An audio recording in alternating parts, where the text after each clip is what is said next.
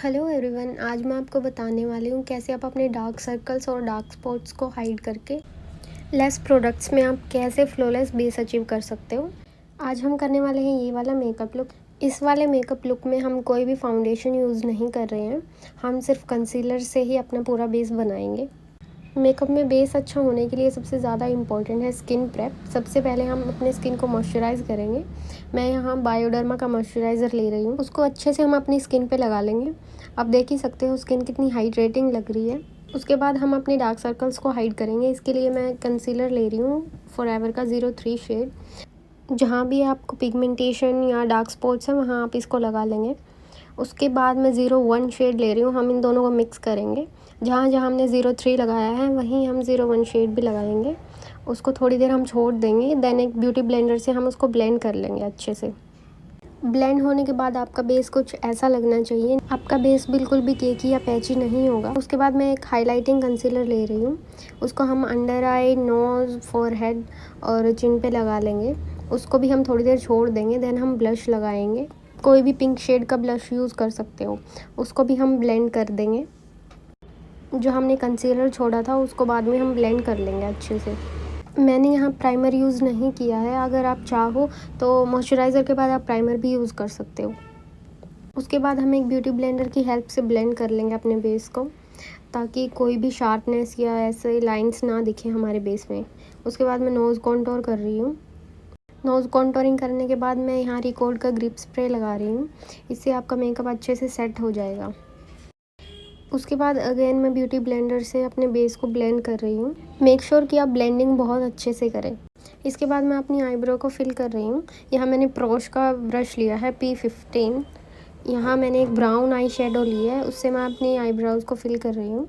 इसके बाद हम अपना आई मेकअप स्टार्ट करेंगे। सबसे पहले हम अपनी आईलिड पर कंसीलर लगा लेंगे, उसको ब्लेंड कर लेंगे। देन हम एक पाउडर से उसको सेट कर लेंगे, ताकि हम जितने भी कलर्स लगाए वो आपस में मर्ज ना हो। मैं यहाँ स्विस ब्यूटी की पैलेट यूज़ कर रही हूँ। इसमें से हम एक लाइट ब्राउन शेड लेके वो अपनी आईलिड पर लगा लेंगे। आपको धीरे धीरे आई शेडो को इंटेंसिटी बढ़ानी है, अगर आप एक बार में ही लगा दोगे तो वो पैच पड़ जाएगा। उसके बाद मैं यहाँ काजल यूज़ कर रही हूँ रिकॉर्ड का, उसको भी हम अपनी आईलिड पर लगा लेंगे। आप काजल को रफली भी लगा सकते हो, क्योंकि हमें उसकी ब्लेंडिंग ही करनी है।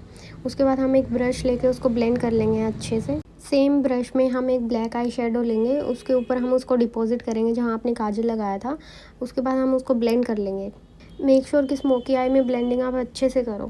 उसके बाद सेम पैलेट से मैं यहाँ एक लाइट ब्राउन शेड ले रही हूँ, उसको जहाँ भी हमने ब्लैक कलर लगाया था उसके ऊपर डिपॉजिट करेंगे और उसको भी हम ब्लेंड कर लेंगे। उसके बाद मैं यहाँ एक फ्लफ़ी ब्रश ले रही हूँ, उसकी हेल्प से हम सारी आई शेडो जितनी भी हमने लगाई है सबको ब्लेंड कर लेंगे, कि आई शेडो कुछ ऐसी दिखनी चाहिए।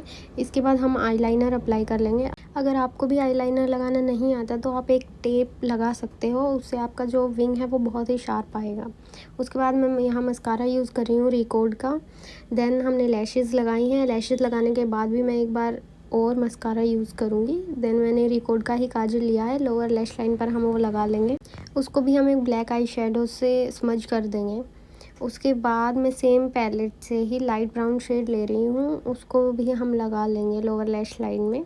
देन आप टेप उतारोगे तो आपको दिखेगा एक बहुत ही शार्प विंग आईलाइनर। उसके बाद मैं इनर कॉर्नर को हाईलाइट कर रही हूँ और ब्राउ बोन को भी मैंने हाईलाइट किया है। दोनों आइज़ में आप डिफरेंस देख सकते हो। मेरा आई मेकअप यहाँ पे जो है वो कंप्लीट हो चुका है। अब हम पाउडर सेटिंग करेंगे। मैंने यहाँ बहुत ज़्यादा पाउडर नहीं लिया, जो भी मेरे पाउडर पफ में पाउडर बचा था मैंने उसी को पूरे फेस पे लगा लिया है। पाउडर यहाँ मैंने के ब्यूटी का यूज़ किया है वेनिला।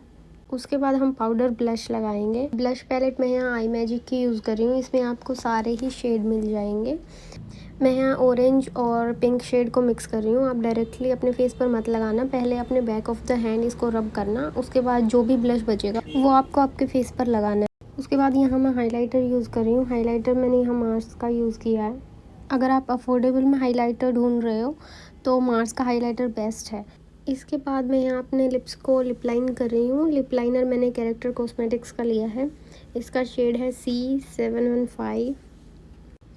मैं हमेशा ही ये वाला ब्राउन लिप लाइनर यूज़ करती हूँ, क्योंकि ये लॉन्ग लास्टिंग भी है और इसका शेड भी बहुत प्यारा है। इसके बाद मैं ग्लॉस यूज़ करूँगी। ग्लॉस मैंने यहाँ मार्स की यूज़ की है, कैंडिलिशियस।